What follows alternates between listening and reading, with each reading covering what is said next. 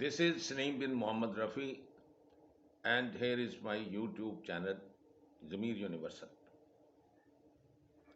The aftermath of Gaza conflict and the all kinds of loud and nonsensical suggestions and voices heard from the most hated person on earth, killer of the babies, killer of the women, killer of elderly, land grabber, liar, corrupt Netanyahu.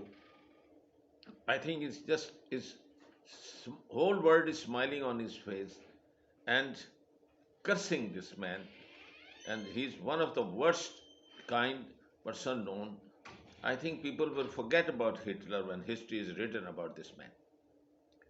Now I have a word of caution for Hamas and Hezbollah and Yemeni, Iraqi, Irani, Turkish, Russian, Syrian, that please just do not spread yourself so thin, just like a water in the desert, that it gets absorbed. And this is exactly at the moment what's happening in Israel. Attack from east, west, north, and south is making them just get into the cocoon like a silkworm and keep surviving. I think your action should be focused. First step, regain or reconquer the Golan Heights.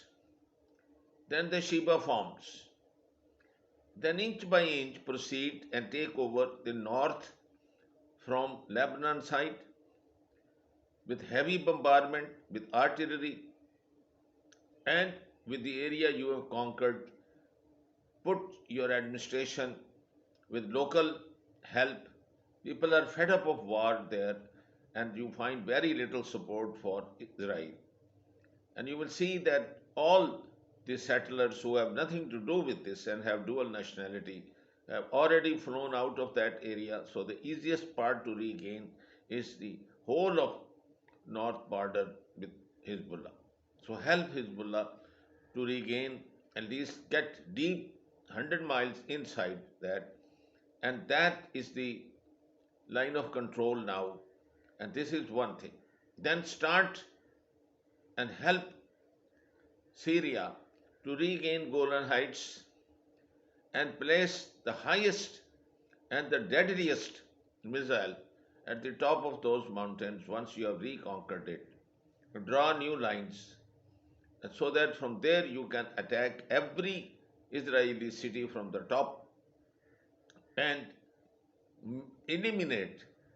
Because when you hear the proud, unreasonable, I think even animalish, I think rhetoric to force the owners, the people who Palestine belongs to, who gave shelter to these animals when they came starved, hungry, barefooted, naked, and how they backstabbed them and how now they want to push them out from their own homes, from their own country. How dare they do this? So don't just resist and be happy with that, that you have thrown them out of north of Gaza and they have withdrawn 100,000 of their soldiers. That is a decoy. So don't fall in their trap. You know that these Jews, they always make intrigues, and you can never ever trust them. And you see the Epstein case, how they controlled the American policy. Now all the American big guys, about whom I think the people at the universities idealize, the richest men, the most established men, and see how they trap them, doing all sorts of sexual assault on the minors. And they have visited, some of them have visited 60 times, and they have their naked videos with which they blackmailed. And now it's about time when the whole of America knows about that, when all these richest people know about this, when the strongest people in the White House know about that, the army they knows about that, that they've been working for Israel and Mossad, that then now they should now cut their umbilical cord and separate this bastard child which was created illegitimately, illegally, and by force. The refugees turned into owners. What a laugh. And now, day after Gaza's siege ends and ceasefire, and you hear their dirty mind, dirty policies to throw them out once they've done it, but they are never going to do it again. And they displaced, and in 1967 wars and those borders, you look at that, Israel only had about 30% of the total Palestinian land, and that too was with the mercy of Muslims and Christians living in there who took pity on them, fed them, gave them shelter, and see how they now control 90% of the area. Once you have regained Golan Heights and Sheba Farms and the whole of north and gone 100 miles right inside Israel, which has all the villages which have been vacated, you have all the freedom to fight one to one, man to man, and push them and draw new lines on the map of this illegitimate state. That's the only language of strength the Israelis hear, and they listen and they obey. See what they are doing to the White House and Joe Biden, the weakest president in the White House, how they are showing eyes and how they are being rudely going against what he is proposing. That first deadline of December 31st passed. Now the January 7th will pass in a day, but there is no way that this mentally deranged Netanyahu, who held his own chief of army staff from the collar and abused him and asked his ministers to insult him, you can see what kind of a person and in what state of mind that person is. How could he have any sympathy for a young Israeli conscript, boy or a girl, who he makes them put uniform and go and sit there, in, included in that 100,000 which were in the north of Gaza, just walking over the rubble and being shot as sitting ducks, that he will have any sympathy or any tears in his eyes. It is only the mom and dads, and it is about time that the Israelis they know about this man and throw him out. By just throwing him out is no good. He will come back and manipulate to come back. You can see how for the last 15 years he is stuck to it and he somehow manipulates to come and become the prime minister again and again and again. So this time hand him over to the International Criminal Court of Justice and be in the jail cell to pay for the war crimes he has committed by killing thousands of children and by killing every day hundreds of young men and women in Al-Aqsa Mosque, in the West Bank, and not only in Gaza. So this time, I think the man should open his eyes and wake up from this dream, which is soon going to be turned into a nightmare, and he will have no place to hide anywhere in any part of the present the Israel. He built castles around him. That's all going to be his grave.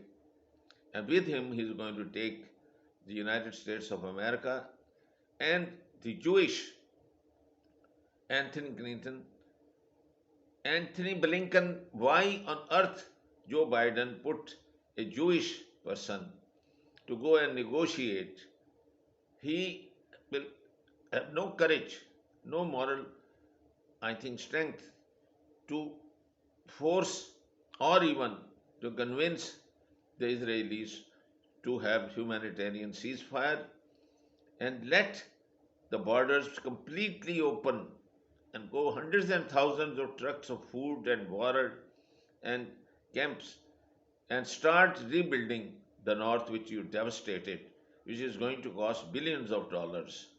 And I think you should pay that. Every soldier you have killed, you must pay. Every civilian you have killed, you must pay compensation. Every child you have killed, you may pay compensation. Every home you have destroyed, you may rebuild it. And then see that where your economy is. You will be puppets. You will be begging.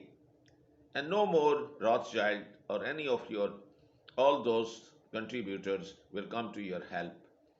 And this is what brought the downfall to you and your nation for thousands of years, the infighting. And you handed over yourself the power to Prophet of Islam, peace be upon him, in Medina because of the infighting.